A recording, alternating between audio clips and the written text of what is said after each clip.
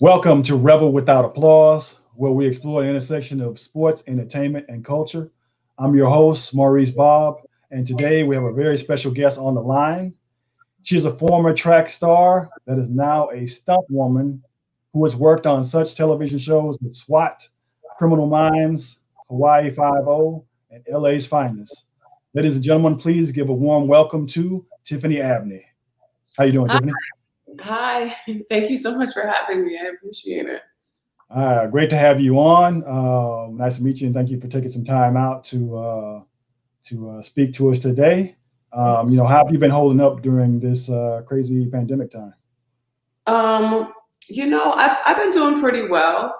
Uh, During the actual beginning, middle of quarantine. Are we technically still in quarantine? I really don't I know. I think so, but I a think lot of people don't think so. yeah, because nobody seems to be following this whole quarantine thing.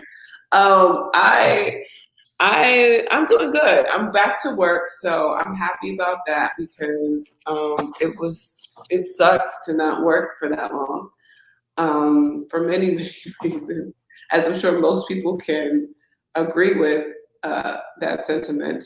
But I did have some time to catch up with life and to catch up with friends via like Zoom, FaceTime, and I moved into a new house, so that was cool.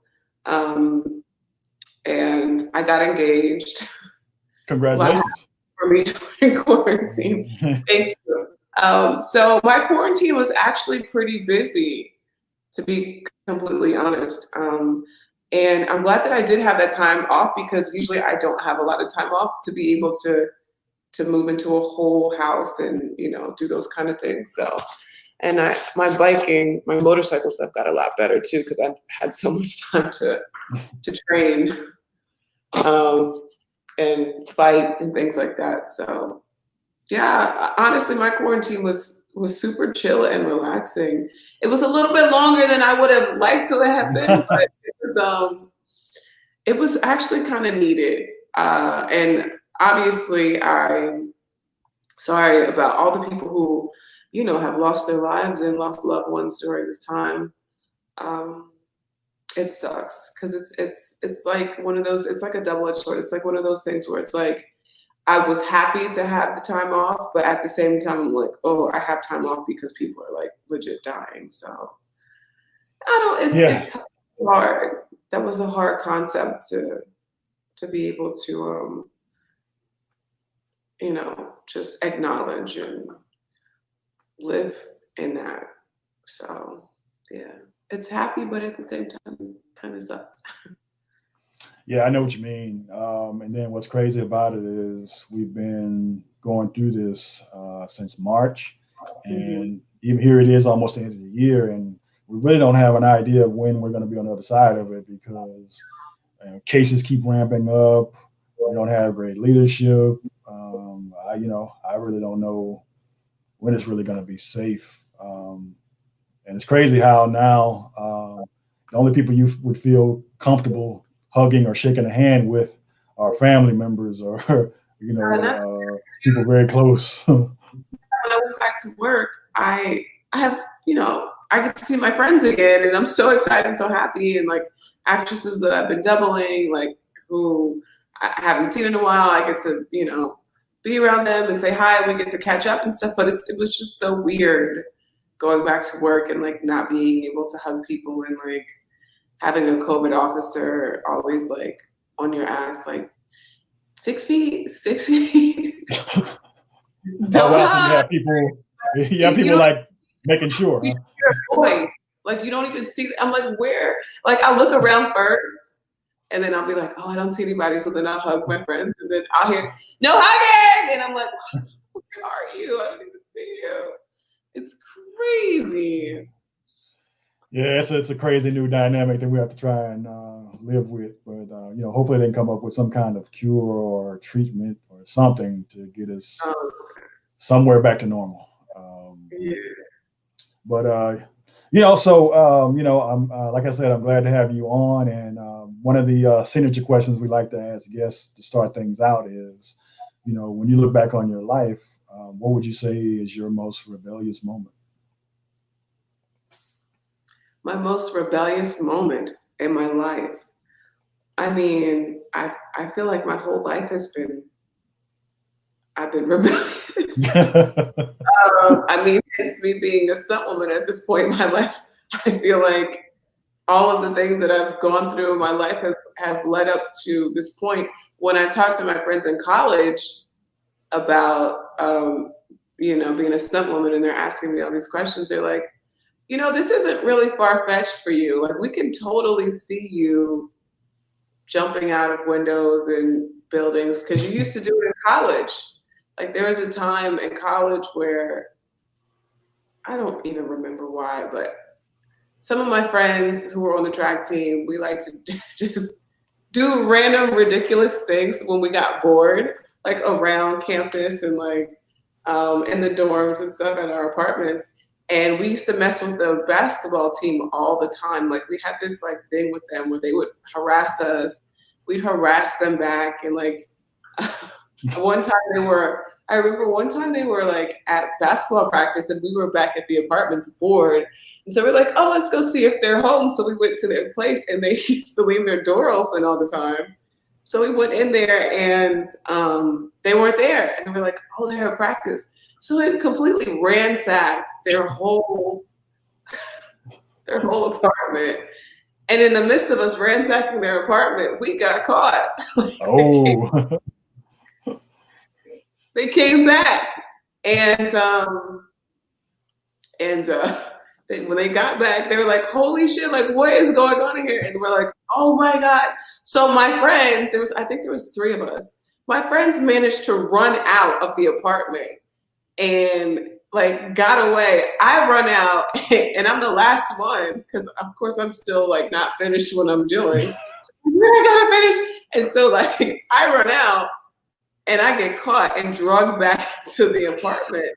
And I'm like, oh my God, my friends are like, no. So then when I get back in the apartment, they're like, we're tying you up. And I was like, no. So, because we were just so troublesome. Like, we were always, like, you couldn't just leave us alone because we were going to do something all the time.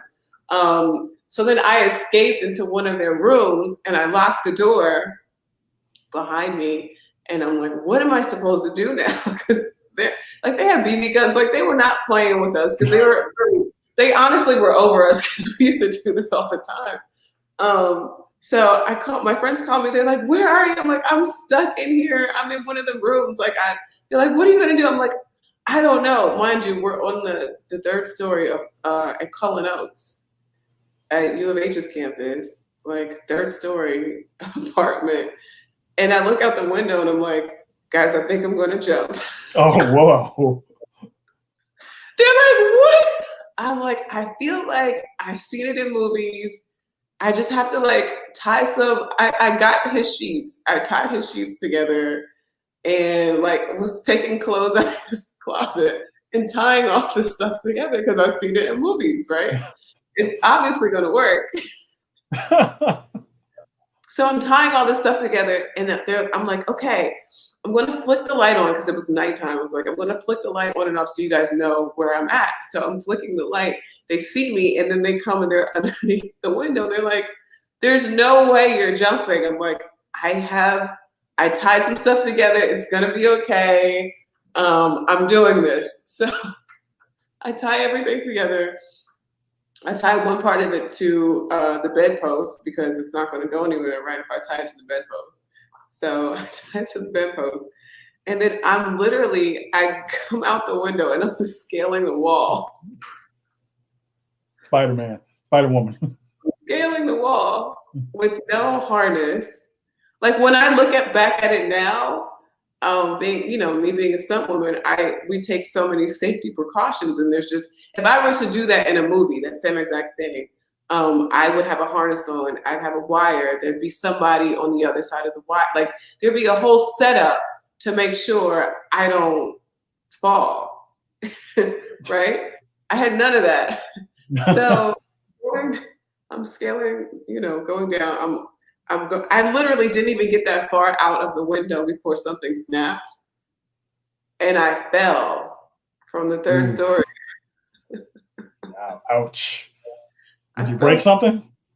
No, because my friends were underneath me, and I landed on top of them. Oh, you broke some of theirs. And so then I fell on top of them, and I literally blacked out as I was falling.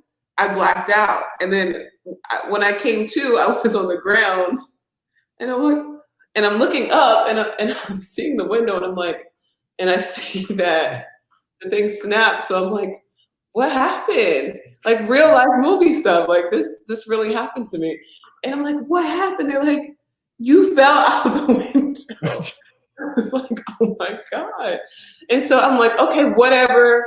I'm fine. Like I was scraped up because my hand um like went down the whole side of the wall. So like my whole hand was like scraped up. And my friends were pretty beat up too. So my friends got scraped up. The other one I kicked in the mouth when I was falling. Ooh. And she thought her tooth was missing at that point. It was a little much, but I had to get out of there. So then I'm like, we kind of like are, feeling ourselves out, like, okay, my legs are fine, my arms are fine, I'm good. And then I'm like, all right, well, we're good. Like, let's go. And then I realized, because back then I had two cell phones. Don't ask me why I had two cell phones in college. But I realized that I left one of my cell phones in the room. Oh. So we had to go back up there. When we went back up there, we knocked on the door, and they're like, we're not letting you guys in. We have Tiffany. She's not, we're not letting her out. And I was like, guys, no, for real, let me in because it's me. Like, they're like, what are you talking? There's no way. I'm like, no, for real, open the door. So they open up the door, and their faces, they literally look like they saw a ghost. They're like, how did you get out of the room? Oh, I just climbed out the window, and it was a big thing. And like those friends they always tell that story, and they're like, you being a stuntwoman does not surprise us because she's just I used to do stuff like that all the time growing up. So I think my rebellion was just doing stuff like that. Like I never rebelled like I hate my parents. Like it was never like that kind of like rebellion. It was just always like, I'm bored. I need to find something to do. And I'm going to recruit some of my friends and hope that they're down for whatever crazy idea I have. So that was like my rebellion, I guess, which works in my favor because I make a living out of it now. Exactly. It's funny you can look back on things like that and kind of retrace, like, wow, okay, that was kind of foreshadowing Yeah, what I might be doing later. for sure. Um, so let's talk a little bit about your journey. Right now you're making waves as a stunt woman in Hollywood, but you started out as, like you said, as a track athlete at the University of Houston. Uh, Talk to me about your athletic beginnings, and how did you get into track and field, and what did you love about it? Sure. I started running track when I was 3 years old. I started competing when I was 6 years old.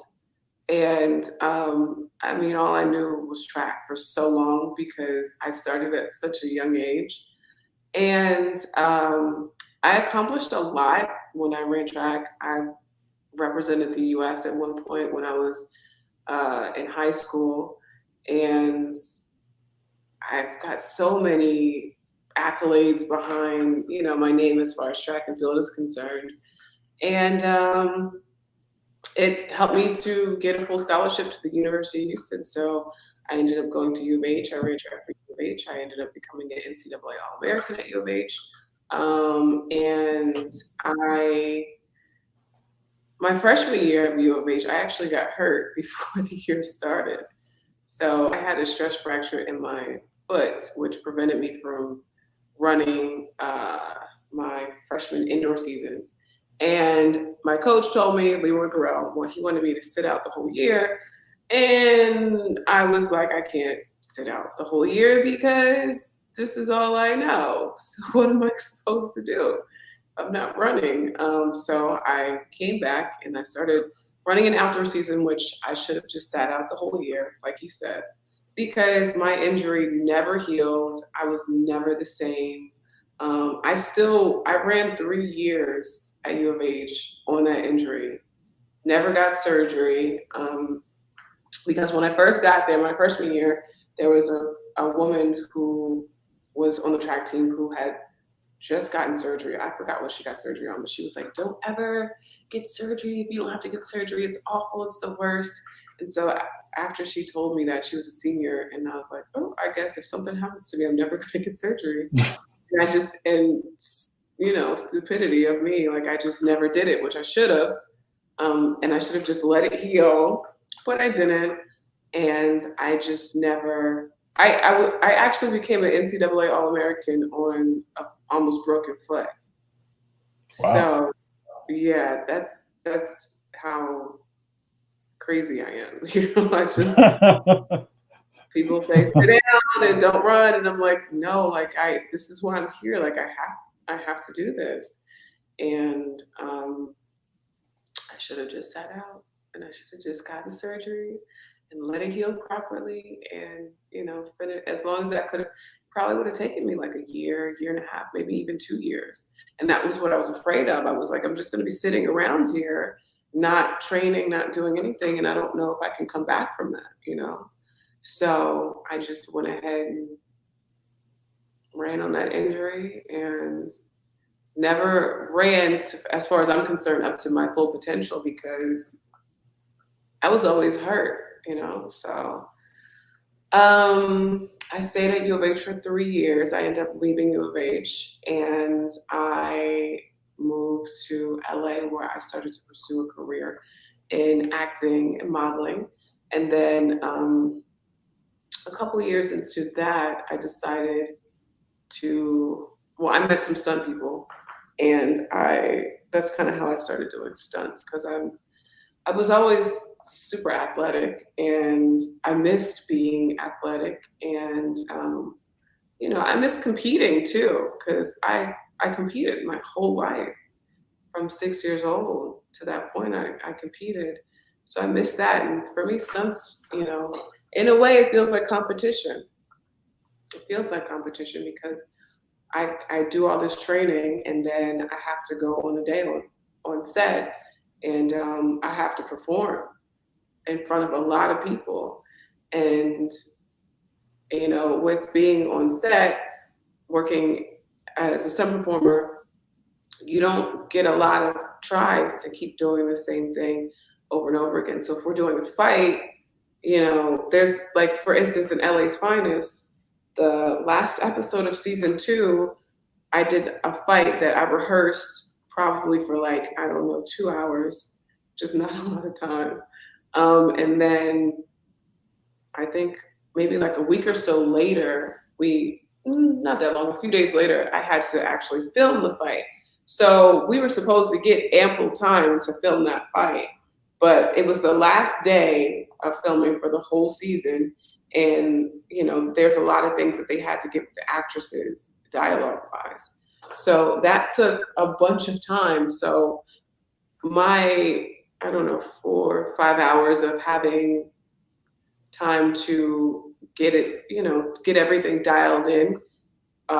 When filming, we didn't have, I think they gave us like 45 minutes to film the whole fight. So if you see season 2, the last episode, the fight with Gab and Jess in the mansion, that took us like literally, we only had like 45 minutes to film that whole fight. And it was like 12:30 in the morning when we shot that. So I say that to say that,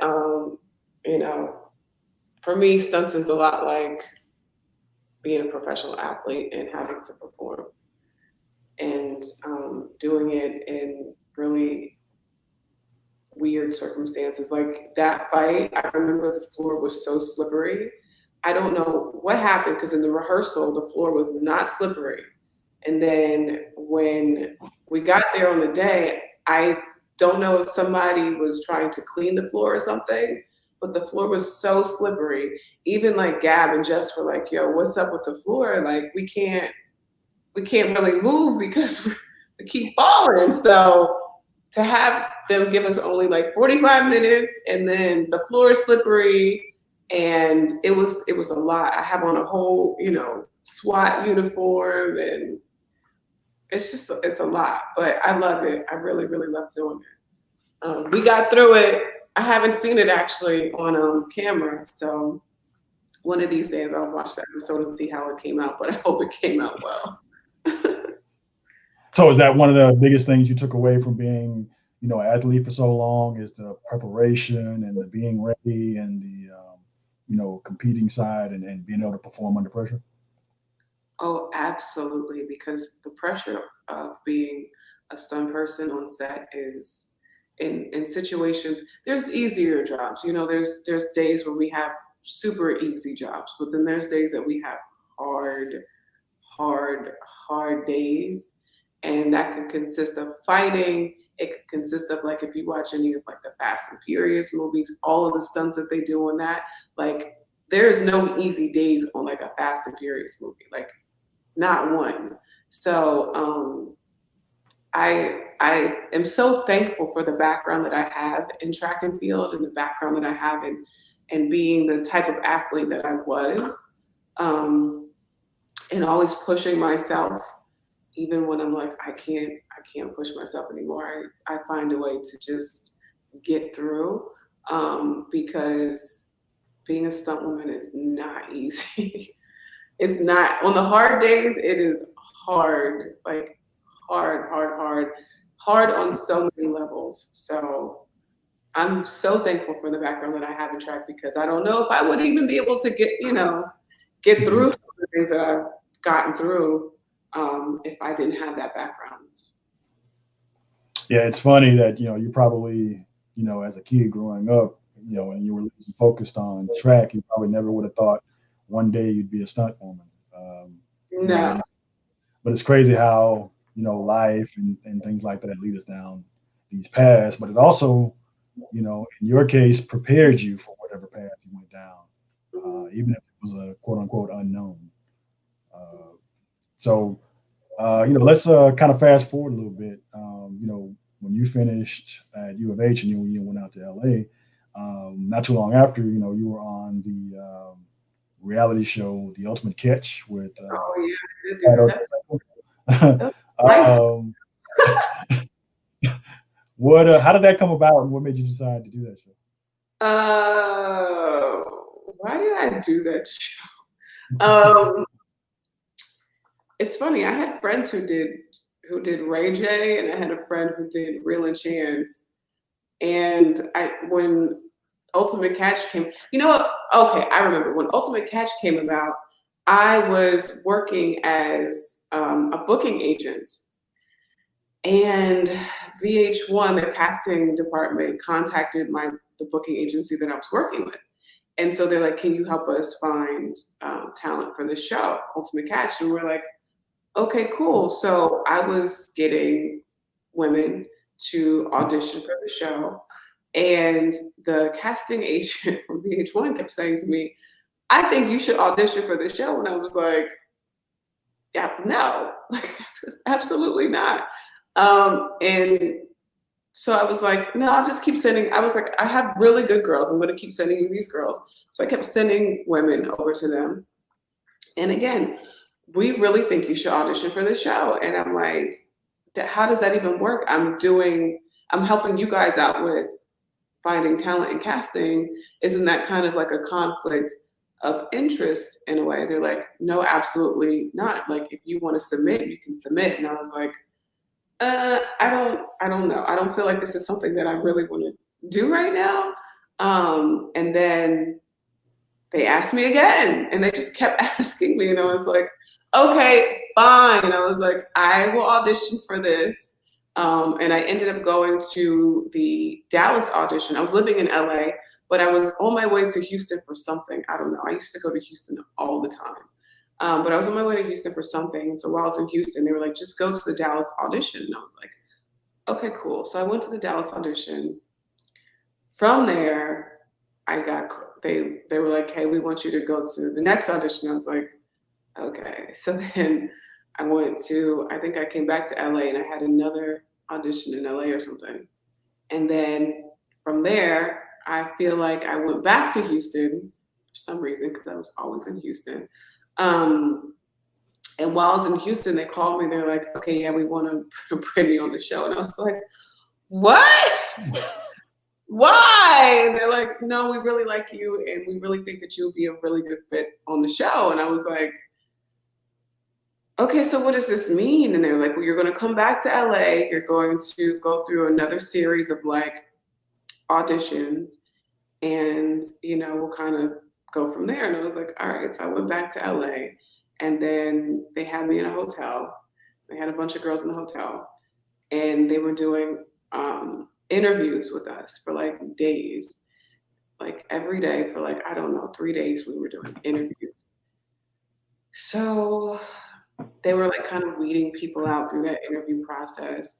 And one of the executive producers, I think it was like the second or third day I was there, she came to my room and she's just talking to me.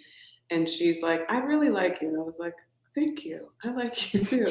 And she's like, I always make predictions. And in the beginning of the season, she said, I always make predictions about who I think is going to win and who I think is going to make it on the show and who I think is going to be there the longest. And I was like, okay. And she was like, I think you're going to get on the show. And I was like, okay. And she was like, and I think you're going to go really far. And I was like, this is weird, but okay.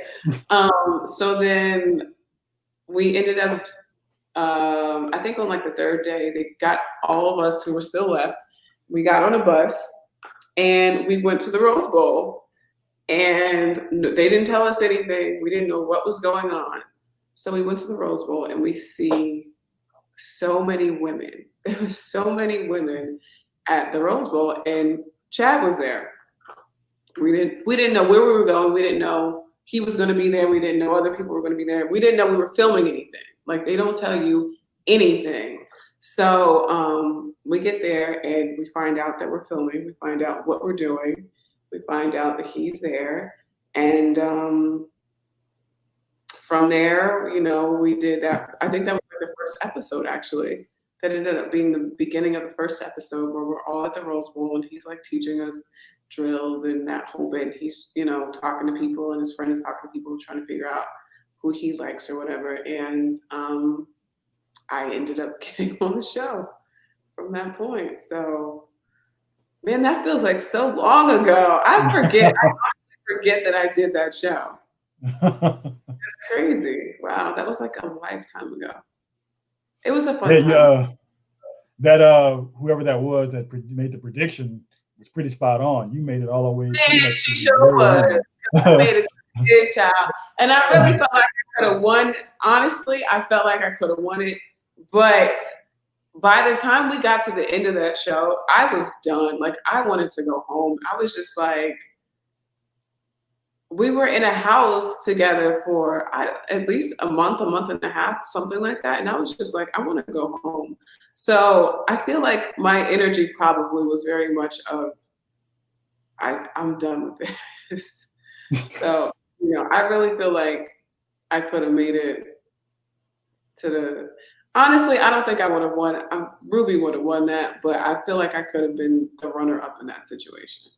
So. Do you feel like looking back that you were portrayed fairly on the show? Was it a good lens into you as a person, or was it kind of manipulated? There were different situations where I was like they kind of bait. Like I didn't realize it at first, but they bait you into situations, and they try to do things to make you look a certain way for the story. You know what I mean? So it'll make sense why he kept her, why he didn't keep her, So they put you in different situations and kind of like bait you in a way.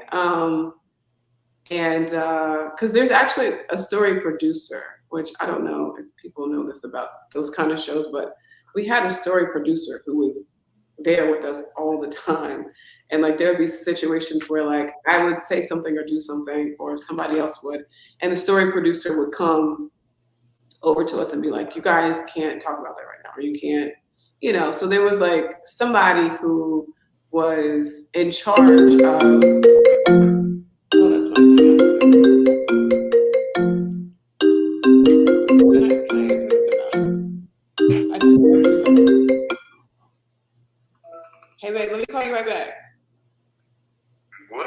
Let me call you right back. Love you, bye. Happy birthday. Let me call you right back. I'm doing an interview. Okay, bye. He's working on a Marvel movie right now. Oh, cool. Yeah. So what was I saying? Yeah, there's a story producer. And a story producer obviously is the person who's in charge of the story.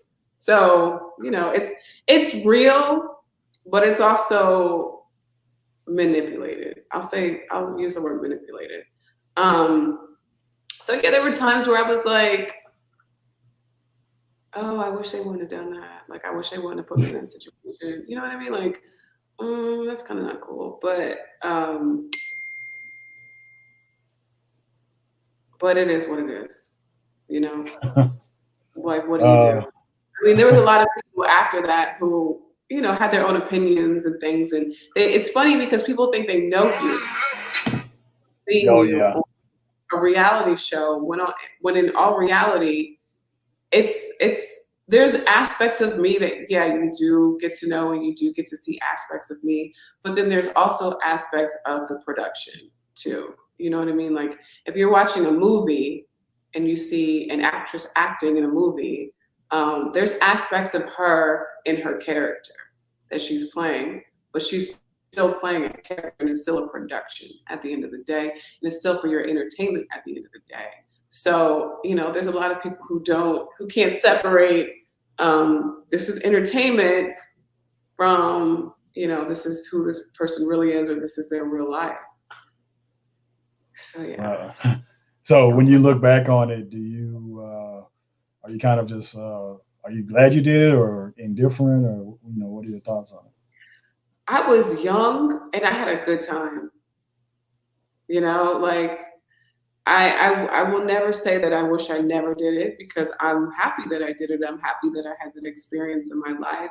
I'm happy that I got to work with that production company. I'm happy that I got to meet Chad and I met all those girls. And it was a really fun time in my life. And from there, like I got to do, you know, interviews and be in magazines and do a lot of other things because of it. So, you know, I'd never say, I wish I never did it. I take the good and the bad. Just like I think in 2020, I feel like a lot of people are learning to take the good with the bad. And it is what it is. You know, everything can't be the way you want it to be all the time. And it can't be, you know, perfect. There's stuff in between and I'm okay with the in-between stuff. So I'm happy that I did the show. Well, that's a good outlook. So, you know, after the show, you know, how did you find your way towards, you know, being a stunt woman? Was there like something else you did in between, or you know, what was your path like getting to being a stunt woman? So I moved to Valley Village, and when I moved to Valley Village is between Sherman Oaks and Studio City out here in California, in LA. My landlord at the time, she's an Italian lady, an older Italian lady, and she used to have these pasta Sundays at her house. And so I used to go to the pasta Sundays at her house, and I met her daughter. And from there was also stunt people that used to come over because her daughter was really good friends with stunt people, even though her daughter was not a stunt person. So her daughter, Lisa always used to tell me, you should be doing stunts, because she knew like my background in track and stuff like that. She's like, you should be doing stunts. You're super athletic. Like you'd be great at it. There's not a lot of Black women doing it. And every time I would see her, she'd tell me how I should be doing stunts. And I'm like, girl, I don't know what a stunt is. I hear the stunt people that come over your mom's house tell these crazy stories and of them getting hurt and this and that doesn't sound enticing to me. So I'm not sure that this is, my ministry. I don't know.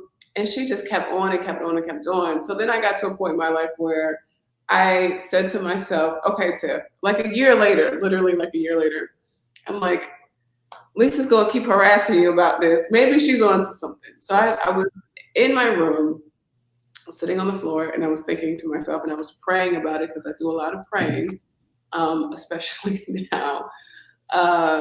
I was doing a lot of praying, and I was like, God, what do I do? Because I don't know anything about stunts. This girl keeps harassing me that I should be doing stunts.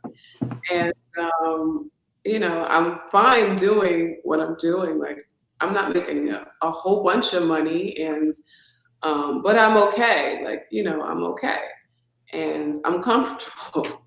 So, I don't know.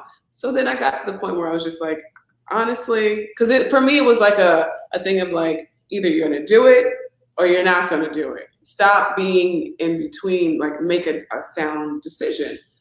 So I kind of was like, you know what? I don't think I'm going to do it. So then in that moment, literally in that moment, my friend Felicia, who I hadn't seen or talked to in like some years, texted me, and she had no idea about me wanting to even consider being a stunt person. And she texted me and she said, hey friends, I haven't talked to you in a while, but it's going to sound really crazy. I don't know how you're going to take this, but I literally just had a vision that you were a stunt woman and you jumped off of a building and you had really long hair. And I was like, what? So I called her and I was like, what are you talking about? She's like, I know. She's like, girl, I know. This sounds crazy. I know. I don't know. She said, I just feel like God put this on my spirit. And I was like, no, you don't understand. I'm literally sitting here right now debating on whether I should do this or not do this. And I literally just said to myself, I'm not going to do it, and to just leave it alone and walk away. And you just text me this. And I guess I have my answer, because she had no idea that I was, and that's such a random thing. Like, that is such a, so from there, and then too, also when she texted me that, she said, you have really long hair.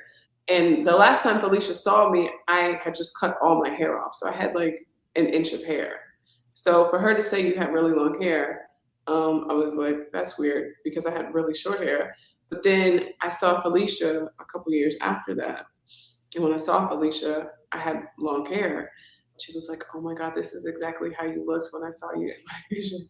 Wow. That's crazy. I know, because like, I don't know, nobody can ever tell me that God doesn't exist at the end of the day, because the stuff that happens to me in my life, the way it happens, I'm just like, there's no other explanations for me as far as I'm concerned. But yeah, so that's how I started doing stunts, because she texted me and said, you're supposed to be doing stunts. She had no idea. So that is why I started to do stunts. So what was it like getting into it? Was it a rough trying to navigate to get actual stunt work? Or what was the process like to actually make it happen? Difficult in the beginning, because I didn't know anything and I didn't really know anybody either. And stunts is like, the way that you get work is through your network, essentially. So it's like the people that know you and that trust you to be able to do a particular job for them. So I didn't know anybody. So I essentially just started to train. So I was like, well, I need to train. So I started fighting. That's the first thing I started doing. And then I started getting around to different gyms and meeting different people. And from there, I started to meet, more and more people who could see that, okay, she could do this, she could do that. And when it came time for a job, and somebody's like, oh, I need a tall African-American, like light-skinned woman, they're like, oh, Tiffany can do it. So that's essentially how I started working. But it was hard in the beginning. It took me probably like the first year I started doing stunts, I think I worked one job. 1 or 2 jobs. And then the second year, I may have worked like 3 jobs, like in the whole entire year. So it wasn't until like my 3rd year. And then at the same time, I wasn't really submitting myself either because I was kind of like scared to submit myself because I was just like, I don't know what to expect at work. And, you know, you hear people telling you all kinds of different information. So I didn't submit myself to anything for at least a year and a half, you know, when I first started doing stunts. And then I got to a point where I was like, you know what, let me just at least start submitting myself so that I can start getting some experience because I have no real. So then when I started submitting myself, submitting was Luke Cage. Oh, wow. And yeah, Luke Cage was in New York, and I got hired to do an episode of Luke Cage. I did a fight scene in Luke Cage, which was like a big deal for me because it was like I literally just started submitting, and just like that, I got a job, and I was like, shit, I should have been doing this a long time ago. You know, but again, at the same time, I just wanted to feel like I was somewhat in a position to do the job, you know. So that was like technically like my first big job, and out to New York and did that job, and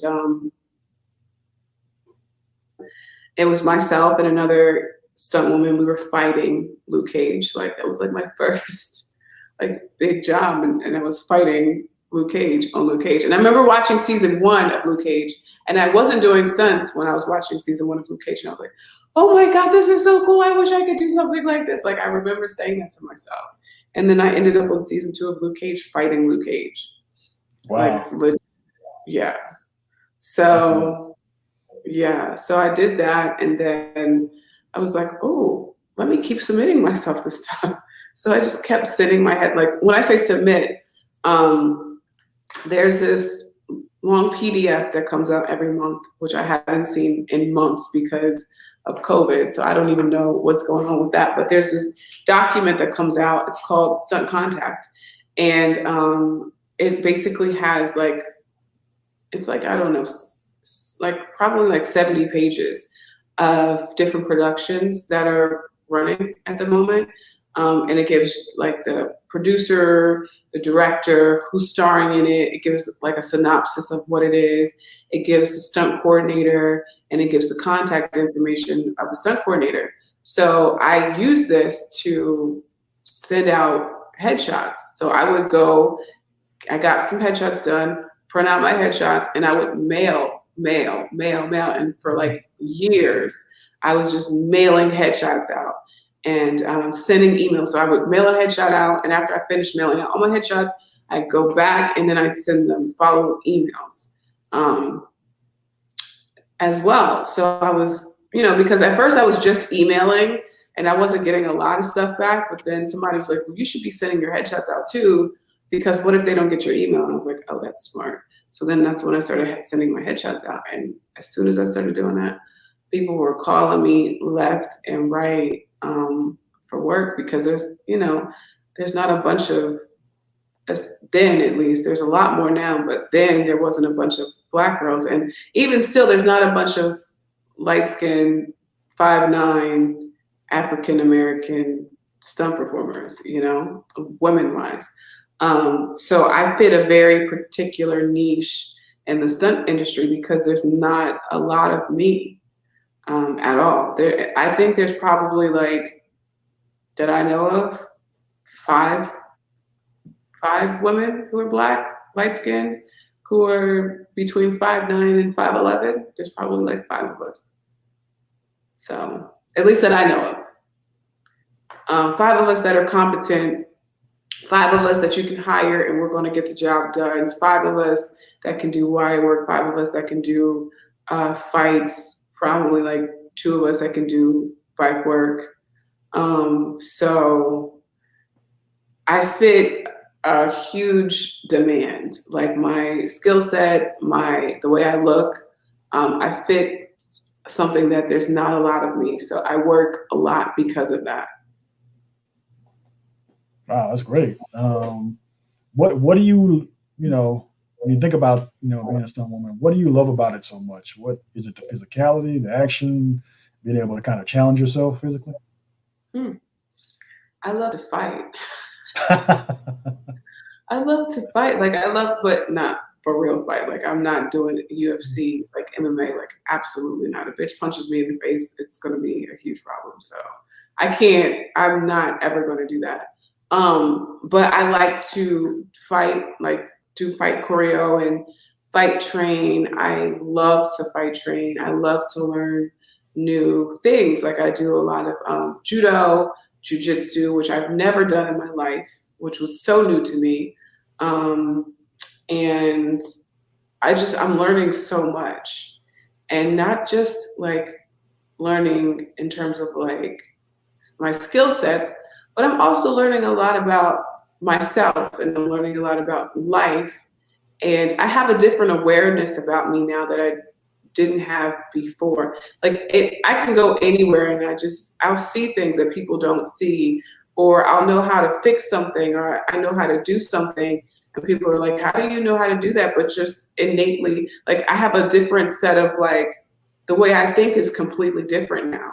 Just because I have to problem solve so much in my life with being a stunt performer, it's always like problem solving. Everything is problem solving all the time. So I have this like problem solving thing that is like next level. So I love that about myself, and I appreciate that about myself. And I love that I'm so aware of things now because I'm a stunt person. And I think that's probably, yeah, I would say fighting and my newfound awareness. Um, and I learned how to ride motorcycles. I learned how to ride horses, which I love to do. So those things they make me so happy. Like I love to go outside. My fiance and I just got a new house and we're on 5 acres, so I can go outside and take the bikes out whenever I want to and train, which I couldn't do previously. Like I used to go to like parking lots and just like kind of sneak in and try to train as much as I could in parking lots, like bike wise, and that was hard. But because I mean, there's places that you can actually go and train, but it's nice to just wake up like, I want to train moto stuff today, so let me just go out to the parking lot and just go train. So that's how I started training for motorcycle work, and also I started doing motocross. Like I would go to the dirt track and ride, so that helps me a lot with my bike work. But it's nice to be able to just go outside and be like, okay, I've got space to practice whatever I want to practice. It's beautiful. So, I'm just truly blessed to have that in my life. so you mentioned that you like to fight, fighting scenes or fight work the most. So would you say that opportunity to work in a fight on Luke Cage was your favorite stunt to date, or what would you say is your favorite? Yeah, Luke Cage was fun. I actually did 2 episodes of Luke Cage season 2. I did another fight on there. It was like a big, big, big fight that I did the second time I went out there. But Luke Cage was fun. What other fun fights have I done? LA's Finest. I'm glad that I got the opportunity to fight on that show. Like I always take an opportunity to fight. Like always. It makes me really happy. Especially now where I'm at with my fighting. Like I'm starting to feel, and I literally had this thought like yesterday or 2 days ago. I was like, I now feel comfortable enough in my fighting to start to create my own things for characters. So say for instance, I'm doubling an actress on a show and we have to do I feel confident enough to be able to say, okay, can we try this out? Like I want to do this. Like I feel confident enough to start crafting for productions and not just be a stunt performer, but also being somebody who can put fights together and somebody who can put like really cool like bike stuff together. Like I'm really excited about that. I'm I'm so excited to be able to do that, because then when I see my work, it's, you know, it's different, because it's not like, okay, so they put this fight together and they showed me the choreo and I learned it and I did it. It's, you know, now it's starting to become, well, I came up with a lot of that choreo myself, or, you know, I came up with that cool like bike stunt myself, and I got the opportunity to do it. So I'm really excited about that for myself. And for the characters, double, because, you know, I come up with some really cool shit sometimes. So I'm excited to be able to start putting that on film and putting it in TV shows and things like that. I'm so excited about that. It sounds like you would be perfect for one of those Fast and Furious films. You know, it's got all the things that you like: fighting, you know, automotive, whatever, vehicular mayhem or whatever. It sounds like it's right up your alley.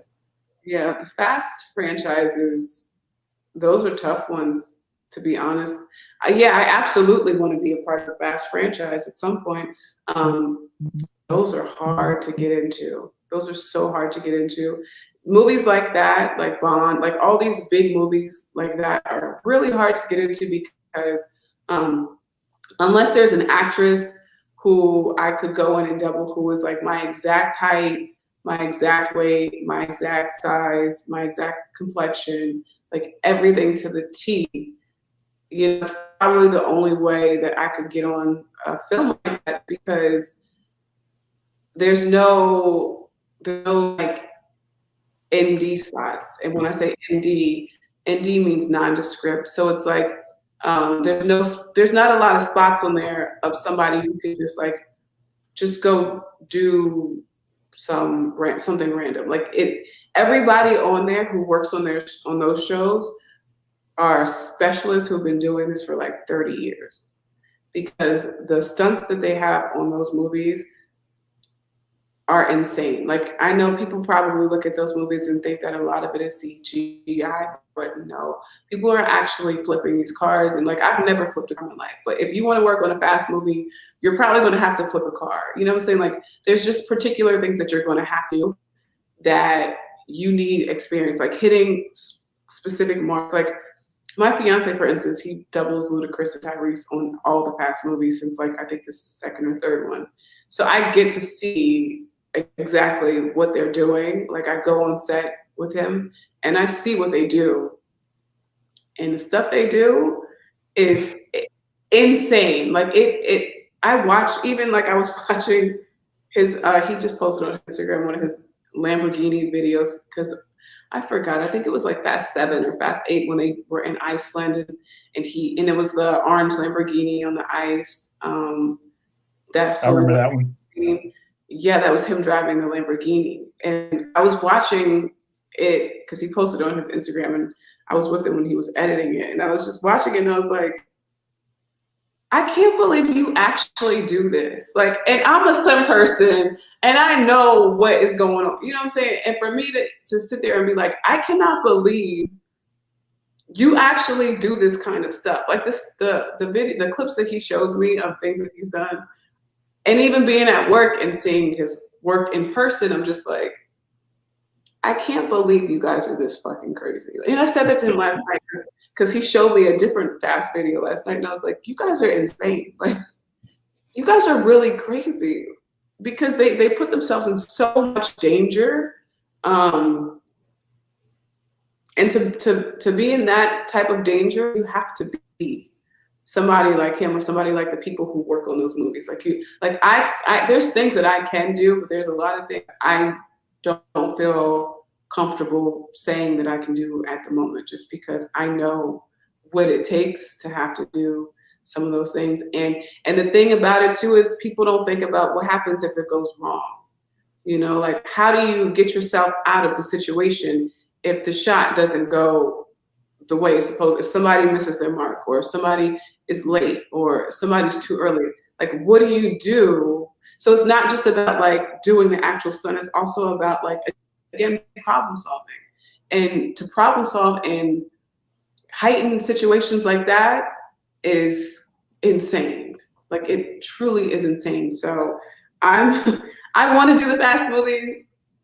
I absolutely want to be in the Fast franchise. I feel like if I were to be in the Fast franchise, I would want to be an actress. Um, Uh, I would probably want to be an actress. I probably would, I would want to do some action, but I feel like I might want to have a stunt double. flip it in reverse for a change. Yeah, like I feel like I want to be in front of the camera if I do a Fast franchise. One of the movies in the Fast franchise. Of course, I would love to do action in that movie, but I would probably, depending on what I have to do, I'm sure I could do some things, but there's things that might be like, you know what? Can we get the double in this one? Because so yeah, I absolutely want to be in that franchise though, for sure. So it sounds like you have a really unique situation. You know, you mentioned your fiance does it too. So is that kind of cool and great that you have someone some close to you and you both are in it, and I guess you guys can understand what each other's going through and that support system and things like that. It's wonderful. I'm so happy to have him. I'm so happy to be with somebody who has that much experience, somebody who, who understands like work because our schedules are so crazy. One day we're here in LA and we think we know what we're doing for this month and we have the whole month planned out, and then we get a phone call that you got to go out the country for 3 years. Like literally, that is. And he actually gets a lot of those phone calls like, hey, we need you for like 7 months. Okay. Like, you think you have your life planned out and figured out, and then somebody literally can call you and say, we need you to come here like within the next couple of days. So it's super helpful to have somebody who understands that. And even for him, like I know that he's grateful that I understand when he has to go, he has to go. Just like when I have to go, I have to go. We visit each other. I don't know how COVID is going to affect that for us, but yeah, we visit each other at work. If I'm gone for a while, he'll come, or if he's gone for a while, I'll go out there. So yeah, it's a pretty cool dynamic we have. Yeah, it sounds like like the perfect setup.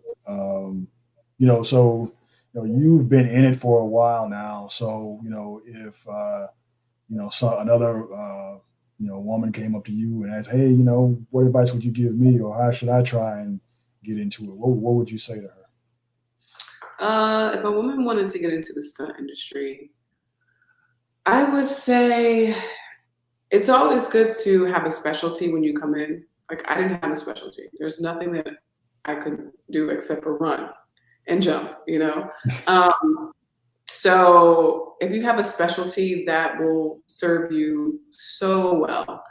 Because I have friends who have been doing taekwondo and different stuff of martial arts since they were like little kids. So they can kick like crazy and they can fight like crazy. And it's easy for them. If there's dancers, I know people who are dancers who come into stunts and they do very well because they are able to remember choreo and they're able to perform.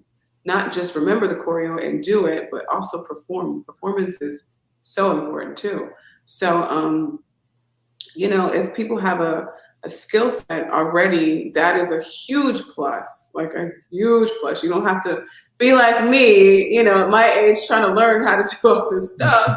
But if you don't have a skill set, the first thing that I always tell people to do is just start training. The first training thing you should start doing is fighting, because every stunt person is required to be able to fight and be able to hit the ground too. When I say hit the ground, I mean like hit the ground, which I didn't know that, you had to do that in stunts when I first got into stunts. And I found out it was a process for me to get comfortable with actually like hitting the ground, because it hurts. It does not feel good. So that was a process. Like I'm still actually getting used to hitting the ground, doing ratchets, which hurt. A ratchet, like I've done ratchets in different movies. I did a ratchet in, I don't know if I can say this movie because it's not out yet, but I did a ratchet in Marvel's Runaways, which I was in pain. Like I couldn't move my neck probably for a week. Like I couldn't move my head like this for like a week Wow. after I did that ratchet on Runaways, because the muscles in my neck were just like done. Like I literally, when I would get out of bed, I had to get out of bed like this. Yeah. At least a week.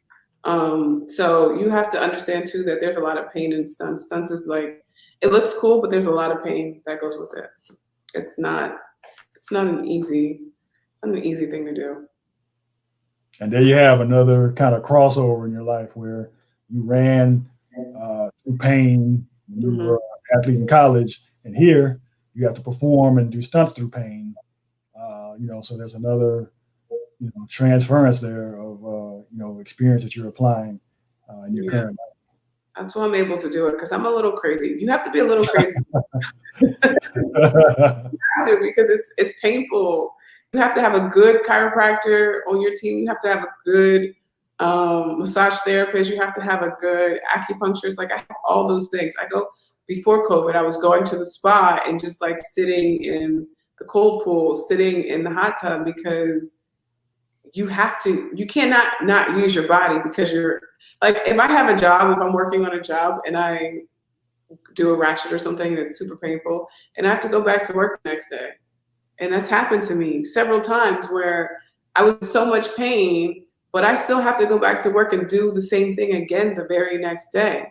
And I literally have thought to myself, like, I don't know how I'm going to do this. Like, I don't know how I'm going to do it, but I don't have a choice. This is the profession that I've chosen, and I have made a commitment to this production that, and they flow me out here. I'm doing all this stuff. And even if I'm hurting and I feel like I can't do it, I still have to go to work. And the thing about stunts too is you can't show anybody that you're hurt. Like you can't show anybody that you're in pain at all. You have to hide it, which is crazy to me.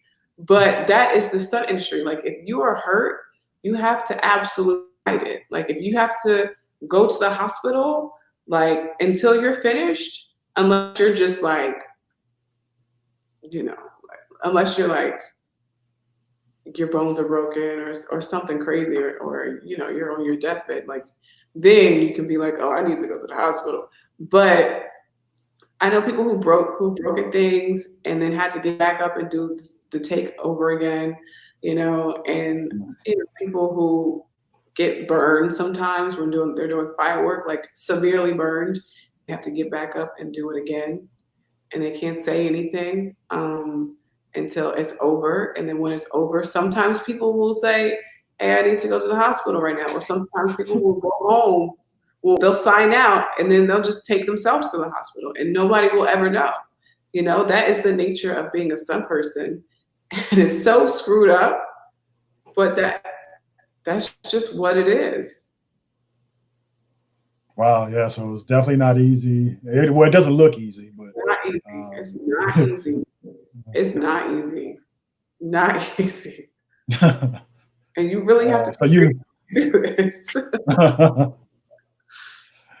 So you mentioned, I guess one of your goals obviously is to not just do the choreography that's put in front of you. You want to set up the choreography, roll it out, come out with the ideas. But outside of that, what are some of your other goals in the industry to accomplish? Oh, I want to act. I want to be an actress. I want to be an action actress in particular. I want to produce. I do want to keep. I want to keep fighting and I want to keep doing stunts. I have no desire to be a stunt coordinator. None at all.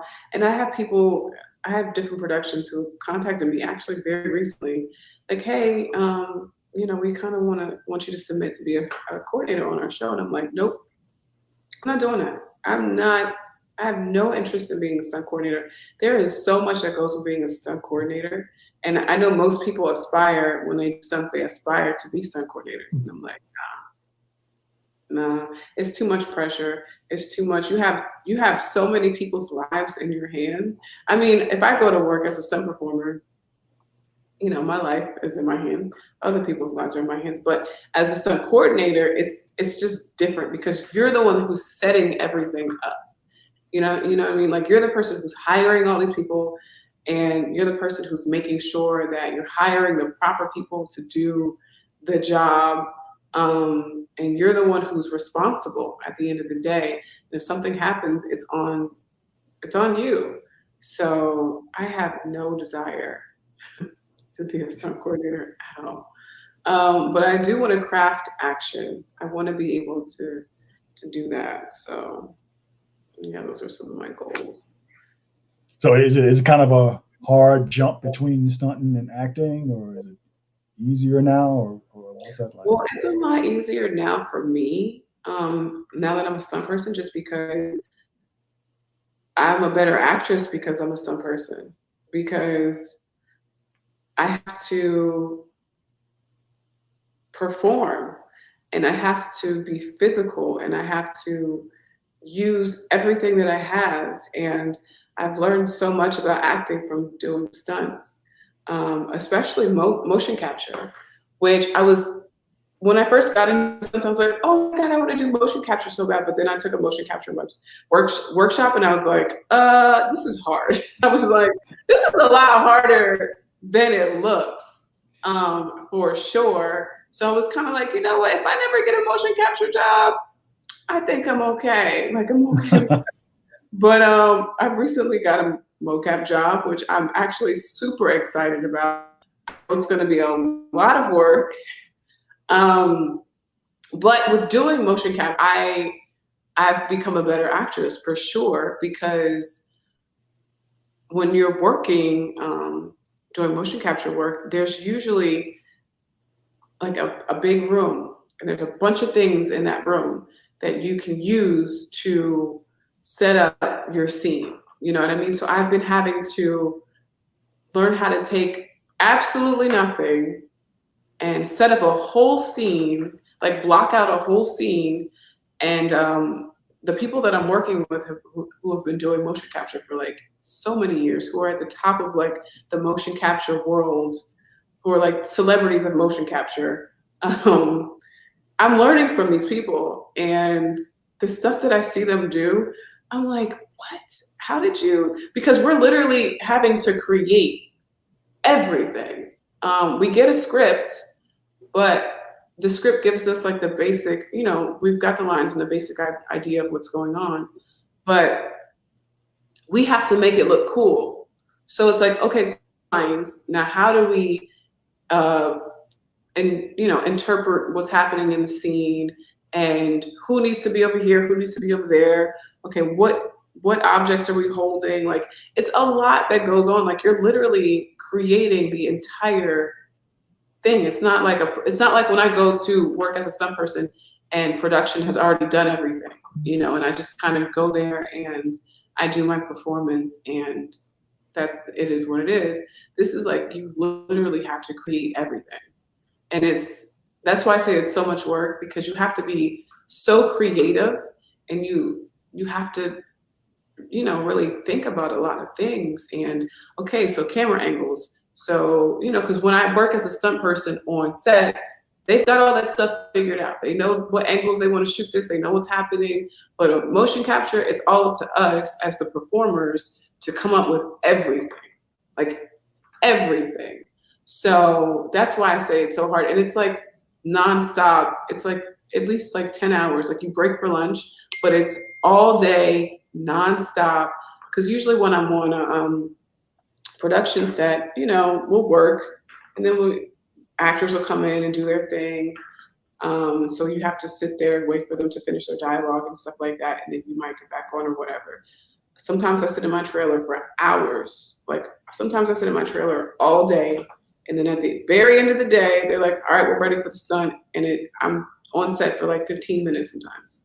But motion capture, you're on all the time, like the whole day you're on. So I I am excited about this new experience, and I'm excited to learn because I know it's going to just help me to become a better actress for sure. So I love that I do stunts. It helps me in many aspects of my career and what I ultimately want to do with my career. Um, yeah, it's pretty amazing. Wow, well, just listening to you, you sound really, passionate about what you do and happy, and you have a genuine love for it. So, anytime you can do that, it's what you're doing is not a job. It's another level. Yeah, Perfect. Well, hey, it's been a huge pleasure having you on. thank you. Thank you so much for blessing the podcast with your time. And to all the rebels out there, make sure you check out Tiffany's work as a stunt woman. She's all over the place. I'm sure you'll be able to spot her. Thank you, everybody, for rocking out with us. And make sure you smash that like button and subscribe to the podcast. We drop new episodes each and every Thursday. You can tap in on YouTube, Apple, Spotify, or wherever you prefer to catch your favorite podcasts. And so for my special guests, Tiffany Abney and myself, take every day to learn, grow, and work because there is no other option. And until next time, please stay rebellious. Oh, I just want to give everybody my Instagram in case you want to follow me on Instagram and see all the crazy, cool, fun stuff I do. My Instagram is Tiffy Stunts. It's TIFFYSTUNTS. I also have a website, tiffystunts.com, and I'm on Facebook as Tiffany Abney. So thank you again so much for having me on. I really appreciate it. Perfect. You know where to find her now. All right. Have a good one. All right, you too. Bye.